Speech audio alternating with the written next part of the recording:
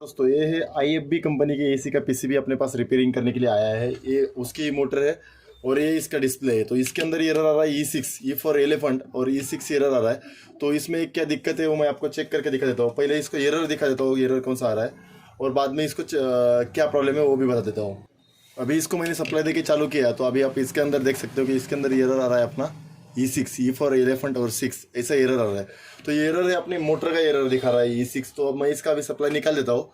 और मोटर का एक तो स्टार्टिंग वाइंडिंग ख़राब हो गया है, तो E6 एरर आ सकता है, या उसका कैपेसिटर अगर ख़राब हो गया है, मतलब जो पीसीबी के अंदर जो मोटर के लिए लगाया हुआ कैपेसिटर है अपना, अगर वो भी ख़राब हो गया तो भी ये एरर आ सकता है। तो इस कैपेसिटर को मैं बाहर निकाल के चेक करके देखता हूँ क्लैमीटर की मदद से, कैपेसिटर अच्छा है या ख़राब है। अगर कैपेसिटर ख़राब है तो पहले अपन कैपेसिटर को रिप्लेस कर देंगे, राइट। तो ये अपना कैपेसिटर के ऊपर लिखा हुआ है 1.5 EF का कैपेसिटर है, 1.5 EF।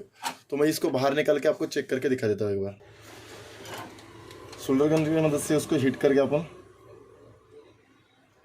बाहर निकाल रहे हैं, ताकि बाहर निकलने के बाद क्लैमीटर की मदद से चेक करेंगे, तभी जाके अपने को पता चल सकता है कि ये अच्छा है या ख़राब है।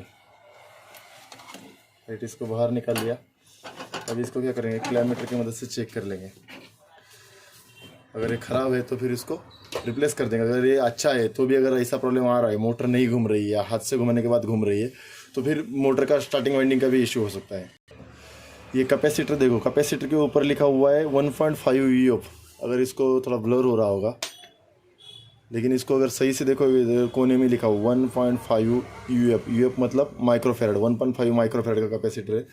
मैंने क्लैमीटर को MFD मतलब कैपेसिटेंस मोड पे लिया हुआ है। अभी ये कैपेसिटेंस मोड के ऊपर ये देखो, इधर ये लिख के आया हुआ है, राइट। ये कैपेसिटेंस मोड के ऊपर है अपना क्लैमीटर भी। अभी मैं इस कैपेसिटर को आपको चेक करके दिखा देता हूँ, कैपेसिटर अच्छा है या ख़राब है, क्लियर, ताकि आपको अच्छे से समझ में आएगा। फिर अगर कैपेसिटर ही ख़राब है तो फिर ये मोटर को बंद कर सकता है, या कंटिन्यूसली नहीं घुमा सकता, या हाथ से घुमाने के बाद चालू हो सकता है मोटर, ऐसा प्रॉब्लम आएगा। फिर मोटर का एरर दे देगा E6। ये देखो 1.5 MFD का कैपेसिटर है, ये दिखा रहा है 0.22 NF, मतलब सॉरी 0.5 NF समथिंग दिखा रहा है। इसका मतलब है 1.5 MFD का कैपेसिटर है, आधा MFD के करीब दिखा रहा है, 0.522 इतना EMF दिखा रहा है। UF इधर देखो, कोने में UF लिख के आ रहा है दोबारा इसके, राइट। इसका मतलब कैपेसिटर वीक है। तो अपने को दोबारा 1.5 मतलब 1.5 MFD का कैपेसिटर इसकी जगह पे लगा के दोबारा इसी को चालू करके देखना पड़ेगा।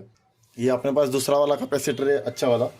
तो ये अच्छा वाला कैपेसिटर भी इसके जगह पे इंसर्ट कर देते हैं, मतलब पहले वाले कैपेसिटर जगह पे, और इसको एक बार चालू करके देख लेंगे, बराबर।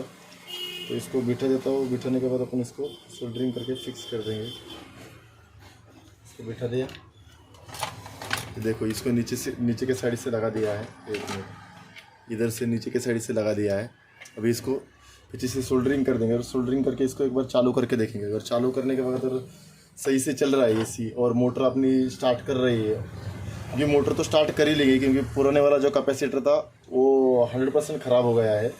1.5 MFD का कैपेसिटर 0.5 MFD दिखा रहा है, इसका मतलब वो काम नहीं करेगा।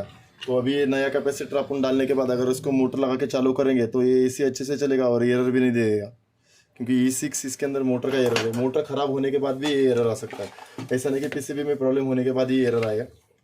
तो अभी इसमें मैंने मोटर वगैरह कनेक्ट कर दिया है, इसको अभी चालू करके देखेंगे कि मोटर घूम रही है कि नहीं घूम रही। पहले अपनी मोटर नहीं घूम रही थी और E6 एरर आ रहा था। अभी चालू कर दिया, ये देखो डिस्प्ले अभी जला नहीं, इसको रिमोट की मदद से चालू कर देंगे।